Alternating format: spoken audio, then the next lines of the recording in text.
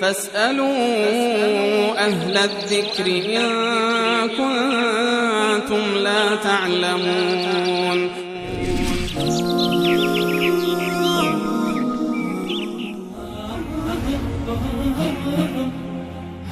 برادر یا خواهری 0536 4 شماره اخیرشون فرمودن که فرزند 9 سالشون تازه سرطان گرفته، عقیدم بر الله سبحانه و تعالی شده، نوبت دکترم دارم، نمیدونم دکتر ببرم یا به الله بسپارمش.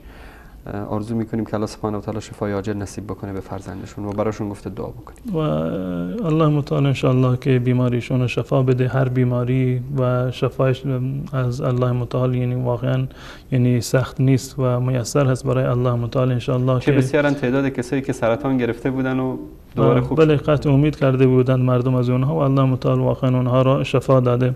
اما این که این به حال خودش اینو رها بکنه این معنی توکل نیست. معنی توکل و اعتقاد به تقدیر این است که شما همراه با این که ایمان دارید، توکل دارید به الله متعال، شما فرزندتون حتما به دکتر ببرید، مراجعه بکنید به پزشک متخصصی در این زمینه، دوا و درمان بکنن و هر دردی را که وجود داره الله متعال برای هر دردی یک درمانی قرار داده.